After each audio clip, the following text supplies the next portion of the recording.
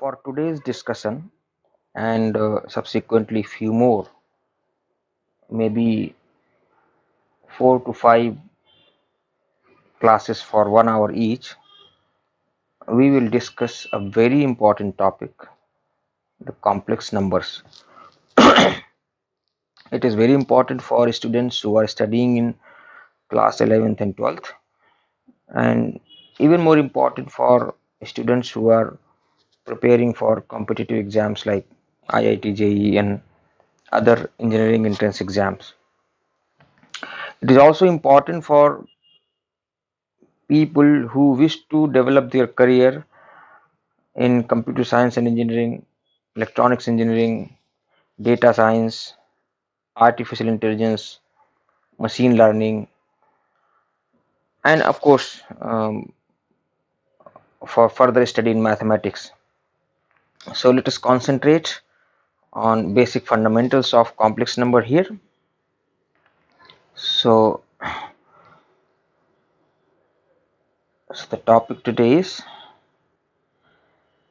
complex numbers. Before I go deeper into the fundamentals of complex number, let me just give you a basic recap of number systems in whole, and then I will take one piece of that entire number system set, that is complex number, and dig more into that. So when we talk of number systems, the first set of number that we study or that mathematicians discovered is the set of natural numbers, that is denoted by n, right? We have seen, and this set is nothing but basically the set that starts with 1, 2, 3 and goes till infinity. So this set is called natural numbers. These numbers basically came from nature. Initially when um, we started counting, we started with one person, two trees, three fruits and all that. So that is why these numbers are called natural numbers coming from nature. And so this set is known first to us. Then mathematicians discovered another set of number, that is called set of whole numbers. That set of whole number is nothing but this set of natural numbers. This set of natural numbers, when a number 0 is added to this set, what we get is the set of whole numbers, and that is nothing but just the entire set of a natural number with 0, like this. So we get set of whole numbers, right? Let me put it in a box here like this. Okay, the next set that was discovered by mathematicians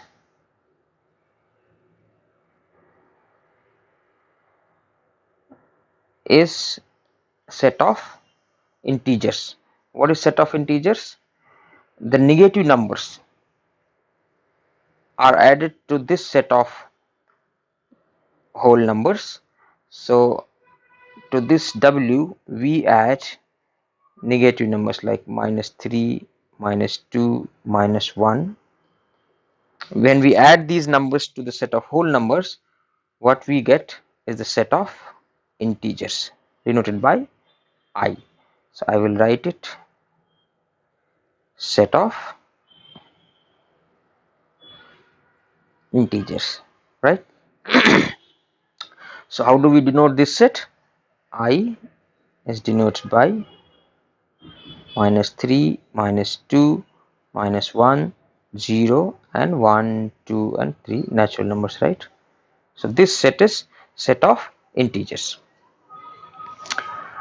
Then another type of numbers are added to this set of integers, and those numbers are basically of the number of the type P by Q, wherein P and Q both are integers. Of course, Q cannot be 0 because it is in the denominator, and this set is denoted by a letter Q called set of rational numbers. No, set of rational numbers. Okay. So the definition of Q is basically the set of numbers of type P by Q, wherein P and Q are integers, Q is not equal to 0. So these type of numbers are called set of rational numbers. Let me put this in box also. Okay, yeah. So these are set of rational numbers. Then another type of numbers are added to to this set called irrational numbers. Irrational numbers. Irrational numbers are numbers of this type: root 2, root 3, root 5, and so on. And when these numbers are added to the set of rational numbers, what we get is basically a set denoted by R called set of real numbers. Set of real numbers. So till the knowledge of set of real numbers, most of our problems in the daily life gets resolved. Most of the problems, right? Like whatever mathematics we have learned till now, set of real number basically will solve most of it. But some need was felt. Maybe I will take another um, class on how these number systems are evolved, basically what is the evolution of these numbers, from natural number to whole number to integers to rational numbers to irrational numbers to real numbers and further on.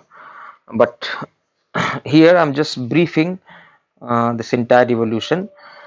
So till the set of real numbers, most of our problems in mathematics get solved, but some need was felt, and there was another type of number that was added to this set of real numbers, is basically called a number I. A number I whose definition is I is equal to root to the power minus 1. This is called imaginary number. We will see more of it. This is called imaginary number. When this number is added to the set of real number, what we get basically is set of complex numbers. So the set of complex numbers is the biggest set that is known in terms of number system, and that is sufficient to solve any type of problem in physics, in mathematics, or in science in large. So this set is denoted by Z, and that's what we will study today. So let me put this in bigger set. So if I see the chronology, what is the chronology now? The chronology is like this: the set of natural number is basically a proper subset of set of whole number, is a proper subset of set of integers, a proper subset of set of rational numbers, a proper subset of set of real numbers, and a proper subset of complex number.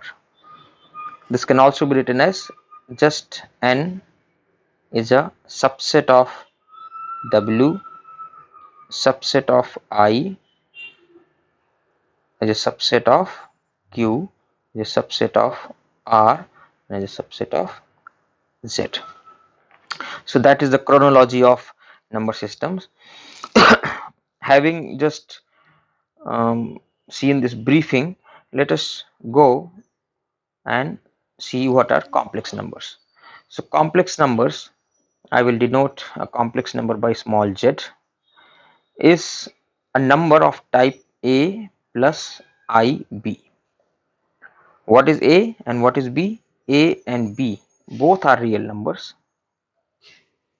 Both are real numbers, and I, the definition of I is equal to under root minus 1, which will give me I square is equal to minus 1. So if you see the real numbers, the square of any real number is always positive, right? But if you see this imaginary number I, the square of it is negative. That is why it is called imaginary. A, this number A, which is real, is called the real part of complex number. This number B, which is also real, is called the imaginary part of complex number. Let me emphasize here that both A and B are real. B is real, but since it is associated with I, imaginary number, that is why it is called imaginary part of Z. That is not imaginary. B is not imaginary. B is imaginary part of Z. So this distinction should be made very clear. Many people refer Z as X plus IY. Some write it like P plus IQ.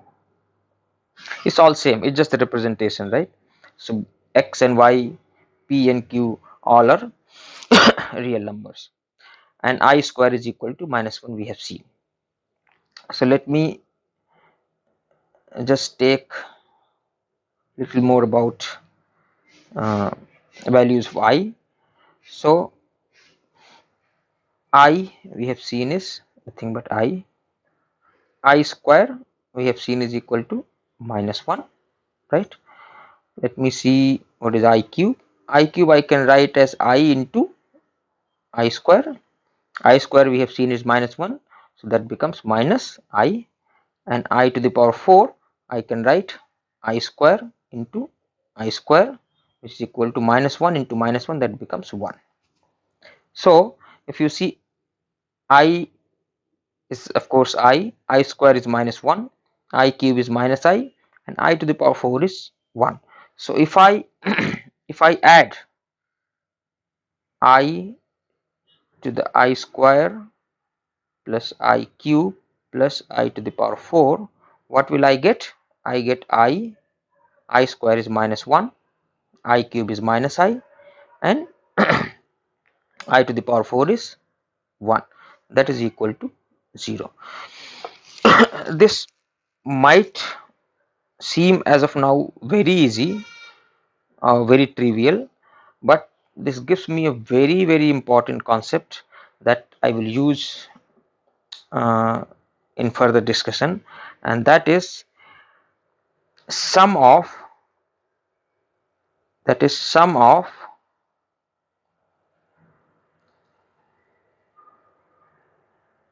any 4 consecutive power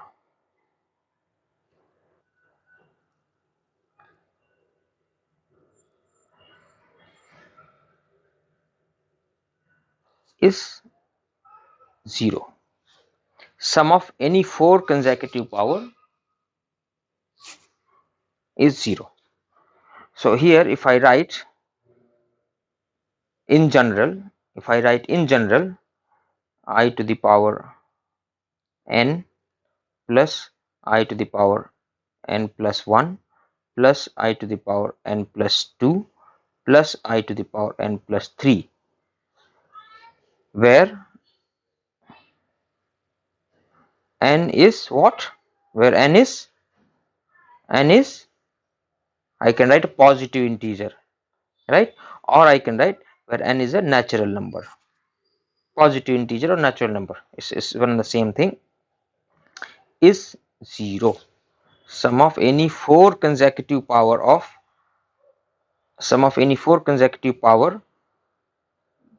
I is 0. So this becomes a very important concept for us to use in future discussions. Okay. Another very important concept that I can derive from this statement is if I raise I to any positive integer, let us say n, the result is always equal to either plus minus 1 or plus minus I, where this n is basically a positive integer. If I have not told before that I is sometimes also called as iota. So if you come across this word iota, that means it is referred as I. So this becomes another statement that we have to remember. In somewhere previously, yeah, I think here I did a mistake. I should not have written a belongs to real of z. I should have written a is equal to real of z. So a is basically real part of z, b is equal to imaginary part of z. So it was a typo, please excuse me. So now let us solve some of the simple problems. If I want to find out what is I to the power, let us say I to the power 76. So what I will do, first I will write I to the power 4 and see what is the integer I get after dividing 76 to 4. So that is 19, right? And I have seen we have seen that I to the power 4 is nothing but 1. So this becomes 1 to the power 19, which is equal to 1. Okay. uh, let us say I to the power 101. So this becomes I to the power, I can write 100 into I to the power 1. So that is 101, right? 100 plus 1. This becomes I to the power 4 to the power 25 into I. So this I to the power 4 is 1, 1 to the power 25 is 1. So that becomes I.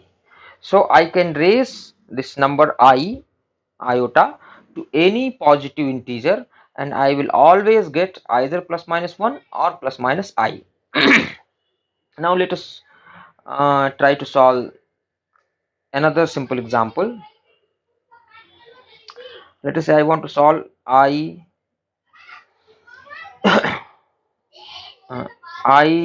plus I square plus I cube plus I want to go, let us say, up to I to the power 22, and I want to find out what is this equal to. This I can also write as sigma I to the power k, where k is going from 1 to 22. So this is also I can write in summation form, in abbreviation form. So here we have seen that sum of any four consecutive power of I is 0. So if I group this into four small groups, small groups of four consecutive powers of I, then I will keep on getting 0, right? So there are 22 terms. So I can group these 22 terms into 5 small groups of 4 consecutive powers of I. So I can write this is equal to I plus I square. So these are two terms. After that, how many terms are remaining? 20.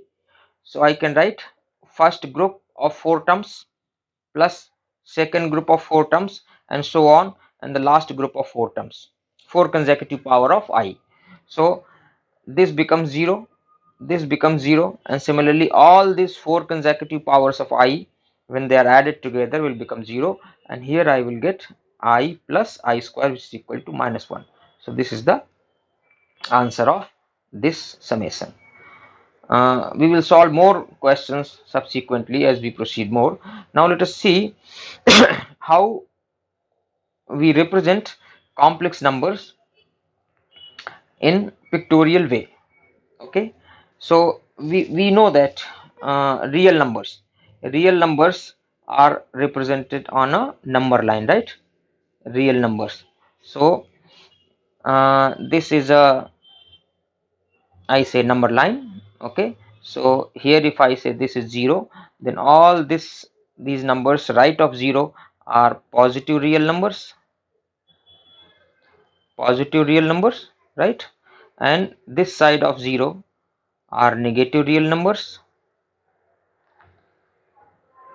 Okay, and any real number I can represent in number line. So let us say I want to represent 10.5, so 10 units right of 0, and then half unit from there I will get 10.5.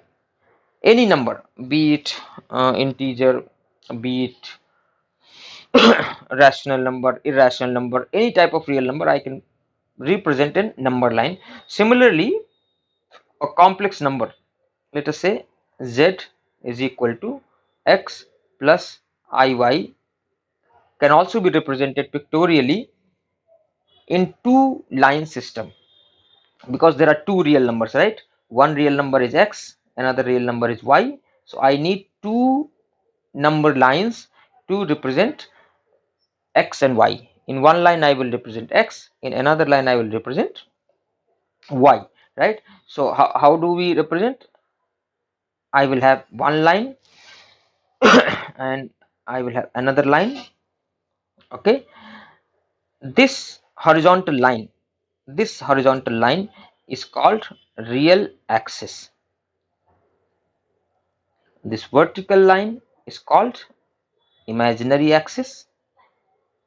Okay, so real part of z, real part of complex number, so x, which is real part of complex number, is represented on real axis. Imaginary part, that is y, of complex number z, is represented on imaginary axis. Imaginary axis is also a number line, a real number line, but since it is representing the imaginary part of complex number, it is represented as imaginary axis. Okay, this we call origin. So right of this origin is positive number, negative real numbers are represented to the left of this origin, and similarly for imaginary part of complex number. So let us say I want to represent z is equal to 2 plus I. Okay, so what is the real part of this z? Real part of z is equal to 2, right? Because x is equal to 2. What is imaginary part of z? Imaginary part of z is 1, because only I can write I as I into 1. So 1 takes place of y, so y, that is the imaginary part, becomes 1. So in real axis I will plot 2, that is 1 2, let us say 2 unit. In imaginary axis I will go 1 unit in the positive direction, 1 unit, and I get, so I will draw a vertical line from here, I will draw a horizontal line from here, and the intersection of these two lines will represent this complex number, right? Which in Cartesian form, in xy Cartesian form, or in imaginary and real number representation form, can be represented as 2 comma 1. 2 unit in the real axis, 1 unit in the imaginary axis. Okay, so this represents the complex number, and this plane, this system of real axis and imaginary axis, is called Argand plane. Argand plane, right? So like we represent uh, coordinates of a point in Cartesian coordinate system, right? Wherein in 2D we have x and y axis, in 3D we have x, y, and z axis, and we represent the coordinate of a point in that coordinate system. Similarly, a complex number in form of x plus iy is represented in a plane called Argand plane. So this basically name of a mathematician, a philosopher. To honor him, we say that this plane is represented, or this plane is given a name Argand plane. Okay. So few examples. Let us say z is equal to 2 plus 5i. I will take z is equal to 3, and I will say z is equal to 6i. Okay, and z is equal to minus 7 minus 2i. So here, what is the real part of z? It is 2. What is imaginary part of z? It is 5. Here, this 3 can also be written as 3 plus I into 0.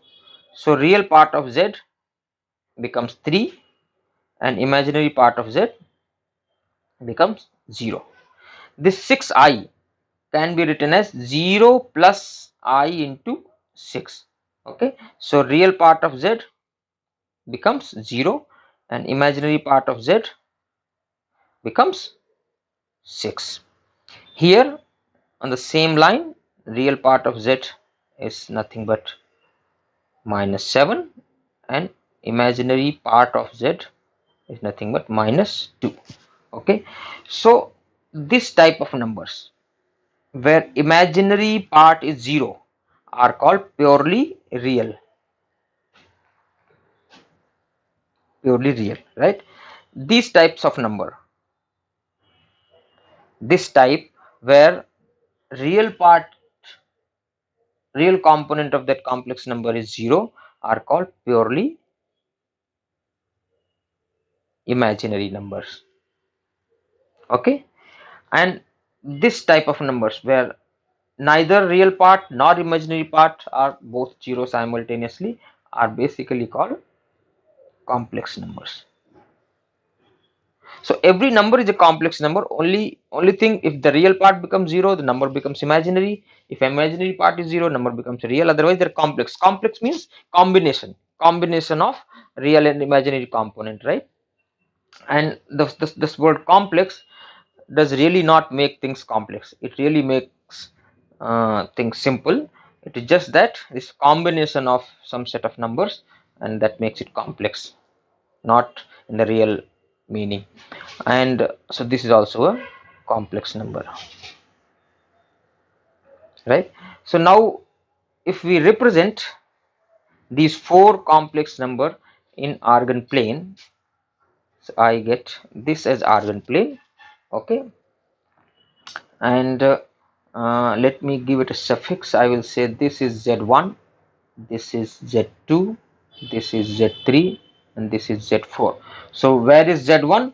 Z1 is 2 unit in the x-axis, positive real axis, 5 unit in the positive imaginary axis, and I will get somewhere here. I'm just drawing it approximately. Okay, so this becomes z1. What is z2? Z2 is 3. So this. So this becomes z2. Z3. Z3 is 6i. No? So let me draw it a little more. So z3 is 6i. So in the imaginary axis, I have to go 6 unit. 6 unit. So somewhere here. So this becomes z3, and z4 is minus 7 minus 2i. So I will go 7 unit in the negative real axis. That means somewhere here. 2 unit in the negative imaginary axis, somewhere here, and I will take a cross section. This I will get as Z4. Okay, so this is the representation of Z1, Z2, Z3, Z4 in Argand plane, and we will see this Argand plane concept is very important. If we understand this basic, most of the difficult situations in complex number will become very easy. So let us see what actually I mean by it.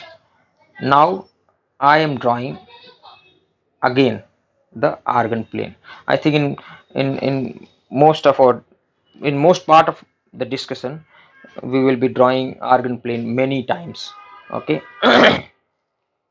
and I am taking here a complex number.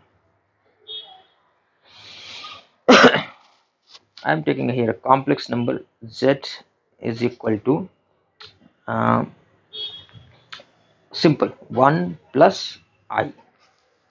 So what is the real component of or real part of z, which is equal to x is equal to 1 if I represent it like x plus iy. Okay, and what is imaginary component of z, which is equal to y, that is also equal to 1 because I is multiplied by 1, which is nothing but y. Okay, so let me represent it in Argand plane. So 1 unit in the real axis, 1 unit in the imaginary axis from the origin, right? So if I go like this, it will be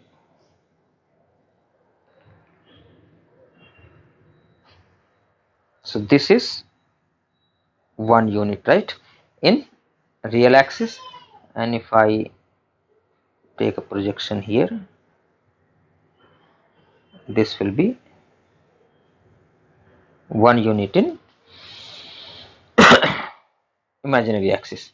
This point P, if I represent this as point P, then this point P, the coordinate of it will be 1 1. Okay, will represent the complex number z.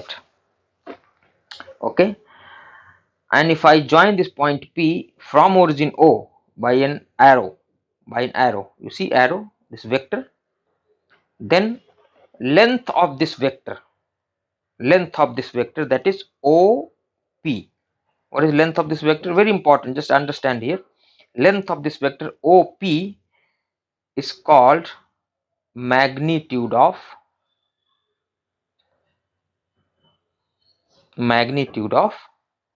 z or modulus of z. Okay, so in more general sense, if I write this is the real component of or real part of z, this is the imaginary part of z, and if the magnitude is r, then r, what it becomes, it becomes under root x square plus y square. So this is x, this is y, and this length from the right angle triangle formula, the hypotenuse, that is r, becomes under root of x square plus y square, and this is also represented as mod of z. These two vertical lines around this complex number z, this notation is called mod of z or magnitude of z or modulus of z. In short form we call it mod z. Understood? So what is mod of this complex number? Mod z is equal to under root x square, that is 1 square, plus y square, that is 1 square, is equal to root 2. So this r, this length becomes root 2.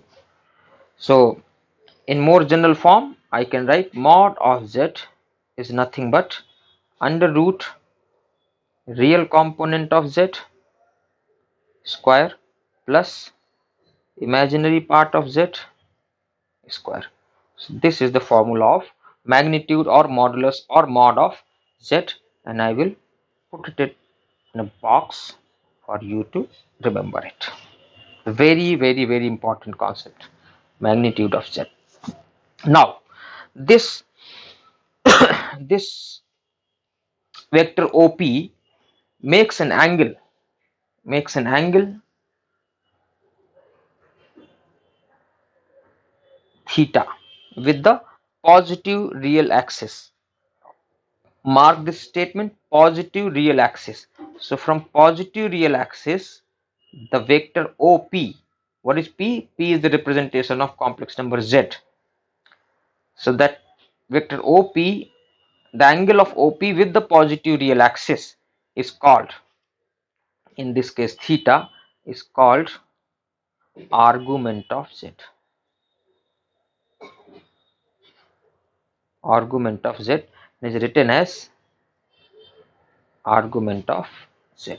So what is the argument of Z? Argument of Z is the angle that the vector OP makes with the positive real axis. You have to remember it, positive real axis.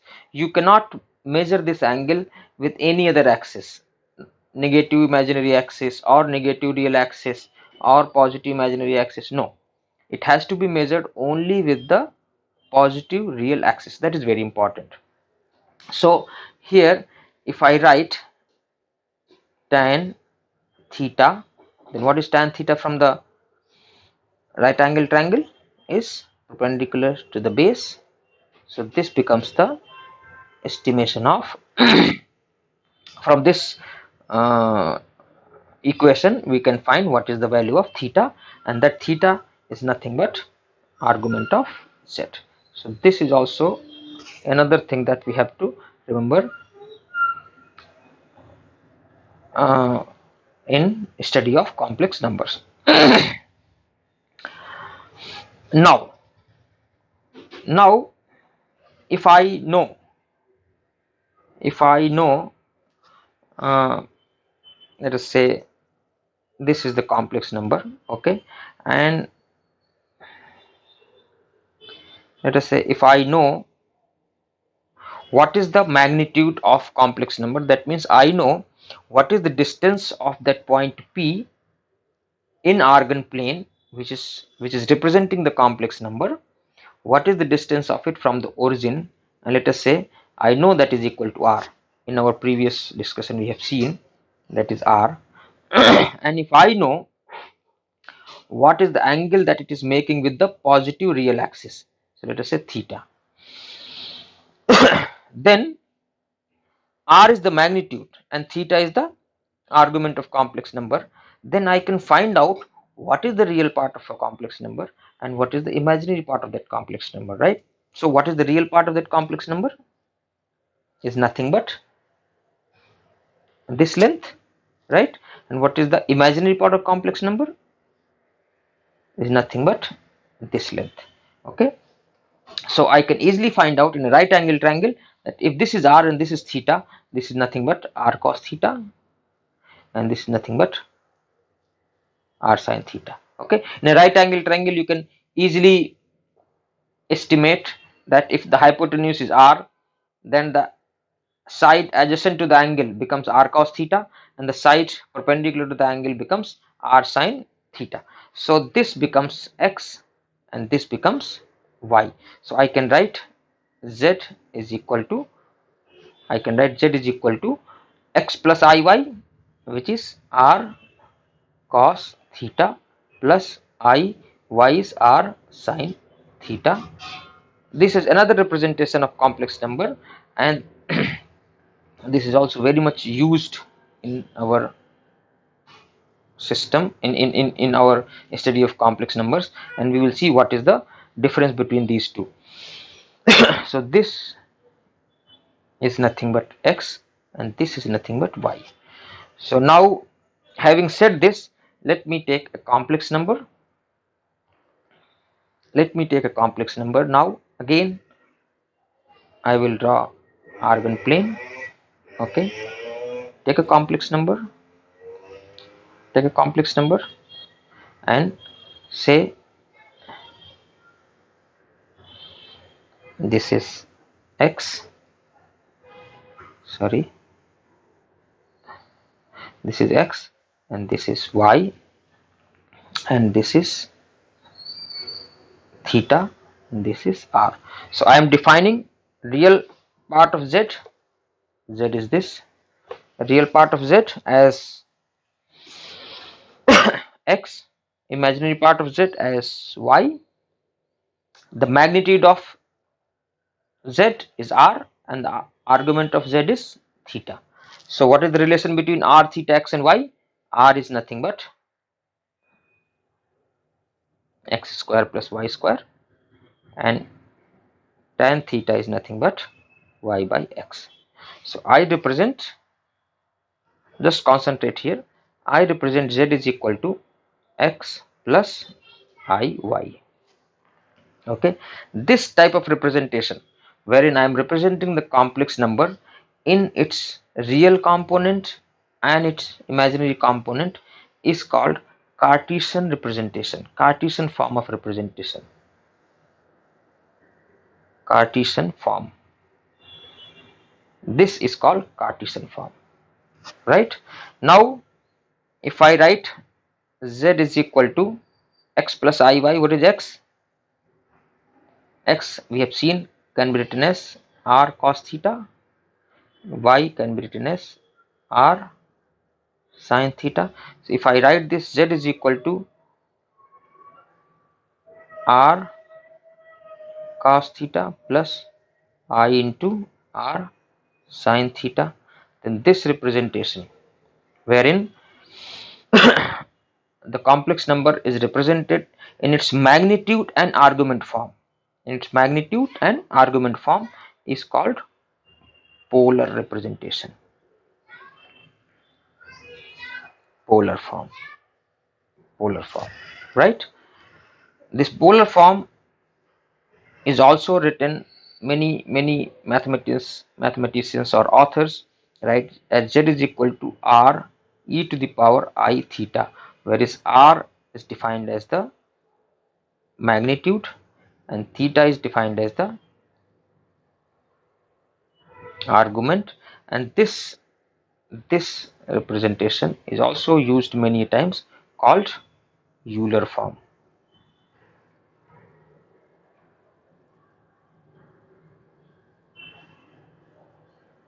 Euler form. Understood? So if I represent the complex number in its real part plus I into imaginary part, that means the length along the real axis, the length along the real axis and length along imaginary axis, then this is called Cartesian form. If I represent z as r cos theta plus I r sin theta, wherein there is no x and y but it is represented in terms of magnitude and the angle, then it is called polar form. And the polar form can also be represented in r into e to the power I theta, which is a Euler form. So r e to the power I theta is same as r cos theta plus I r sin theta. Okay, let me again take z is equal to x plus I y. I am going to take now r out of it. This becomes r cos theta plus I sin theta, and this is basically e to the power I theta. So the definition of e to the power I theta that we have seen in Euler form is nothing but e to the power I theta, as we have seen here, is cos theta plus I sin theta. Okay, another way of representing it, z is equal to, this is very important, r cos theta plus I r sin theta. Okay, if I take this r out, then I will write r cos theta plus I sin theta. Now concentrate, what I'm going to do, I will write R, C, I and S. I will write this as R, C, I, S, theta. This is the shortest form that we can represent a complex number to. R cis theta. Very important. Very important. Okay. Yeah. So how I have arrived here? I have taken R, C, I, S and theta is the argument. So R cis theta. So if I have written a complex number in form of R cis theta, then this number directly represents the magnitude, and this number directly represents the argument. You understand? And there are huge advantages of writing a complex number in cis theta format. This is nothing but a polar form, right? I am just writing abbreviation. Instead of writing r cos theta plus I r sin theta, I am writing it r cis theta. So it can be expanded as cos theta plus I sin theta. There are huge advantages of writing a complex number in this format. We will see. Believe me, if you do little practice and gain mastery in writing a complex number in cis theta format, your problems in complex numbers are going to be very easy. Now let us take an example. Before that, let me just emphasize one more concept, that a complex number z, which is equal to x plus iy, can also be written as ordered form of x and y. What do you mean by ordered form? Ordered way means x is written first and then y. So what is written first comes as real part of x. What is written in the second position is nothing but the imaginary part of y. So we can write x y is not same as y x. Why? Because this will become x plus iy and this will become y plus ix. So here y is the real part of z, x is the imaginary part of z, whereas this number is having x as real part of z and y as imaginary part of z. Simply, I mean to say that 2 plus 3i is not same as 3 plus 2i, right? So this is 2 3 and this is 3 2. So complex number is also an ordered representation of a point x and y. Let us take one example quickly, and now you are going to enjoy it even more. Okay, so yeah, let us take again my favorite complex number, 1 plus I. 1 plus I. Okay, now represent it in Argand plane.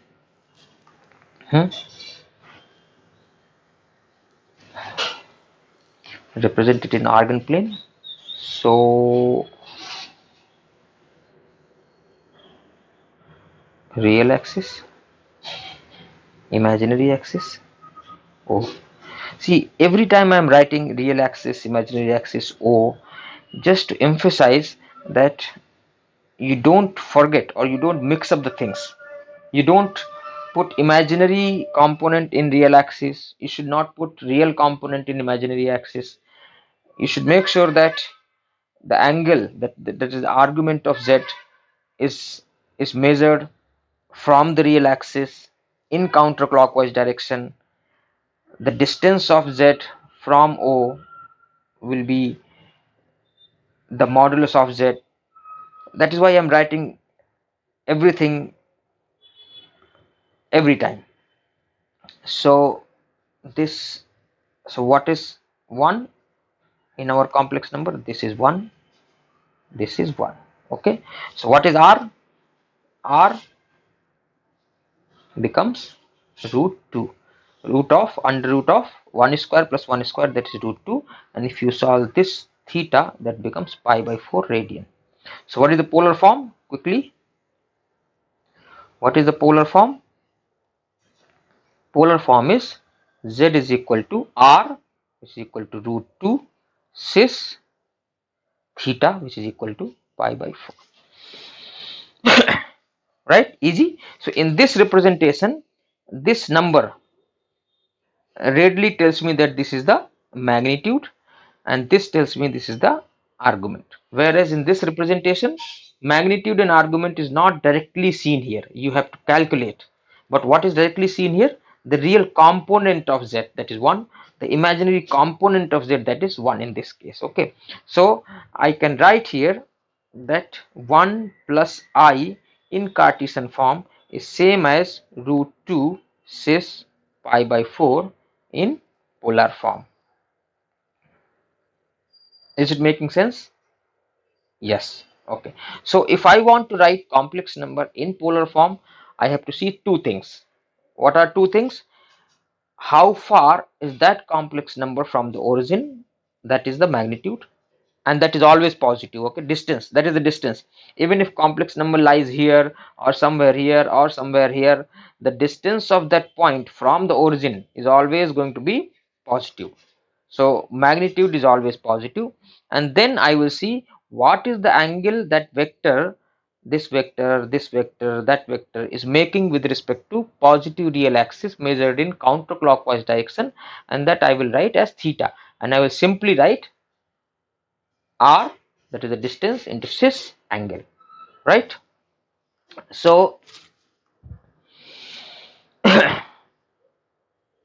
if you have understood this concept,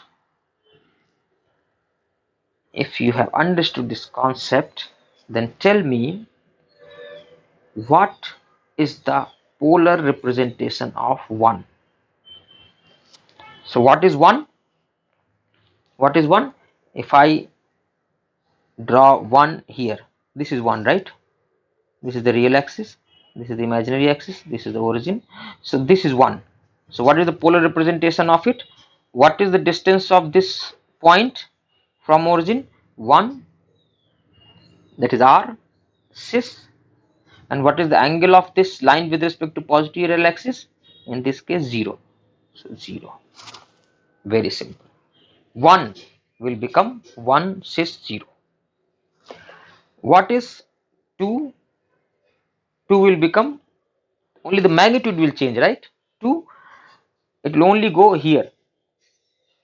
So the argument is going to remain same. It will become 2 cis 0. I can write degree or radian, whatever. Okay. What is I? What is I? What is I?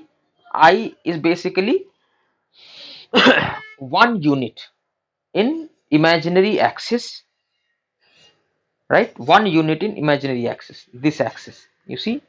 So the number here, which is 1 unit from imaginary axis, will represent I, because that is the imaginary part of complex number.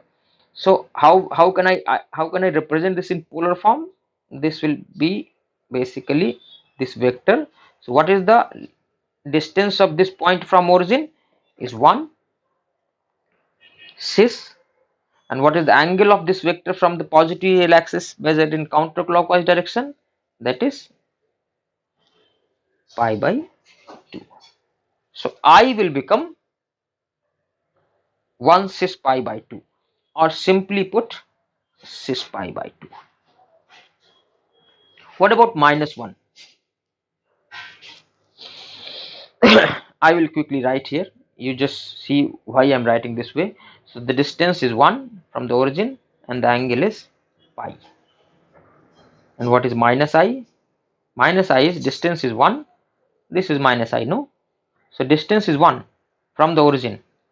From the origin, distance is 1, but the angle is 3 pi by 2.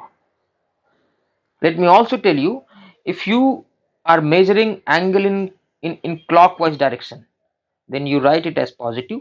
You can also measure the angle in clockwise direction. Nobody is stopping.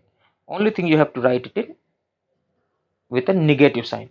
So 1 cis pi by 2 is also, or can also be written as 1 cis minus pi by 2. 3 pi by 2 in the clockwise direction, counterclockwise direction. The same vector can be measured from positive real axis in clockwise direction, and the angle will be minus of pi by 2. Measurement is always with respect to positive real axis.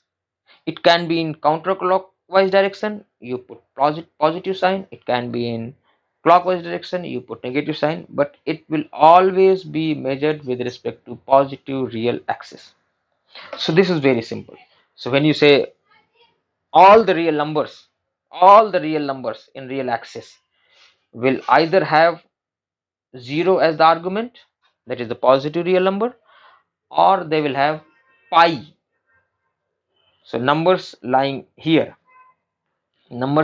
in this side will have 0 as argument, and numbers lying here in negative, I'm talking of real numbers, okay, will have pi as the argument. Similarly, purely imaginary number, either they will lie here or they will lie here. So all the purely imaginary number lying on positive imaginary axis will have pi by 2 as argument, and all the purely imaginary numbers lying on negative imaginary axis will have either 3 pi by 2 as argument or minus pi by 2 as argument. This is very important that you have to remember. Maybe you can revise it, you can see the notes and revise it, and if there is any doubt you ask me, okay. Another major concept, is if if theta is the argument of z, if theta is the argument of z, then theta plus 2 pi is also the argument of z. Theta plus 2 into 2 pi is also the argument of z. Theta plus 3 into 2 pi is also argument of z. We will see what is the physical meaning of this. Theta minus 2 pi, theta minus 4 pi, theta minus 6 pi, they are all the argument of z. In general, I can write theta plus 2k pi is also the argument, right? How? Let us see how. What is the physical meaning of this? The physical meaning of this, that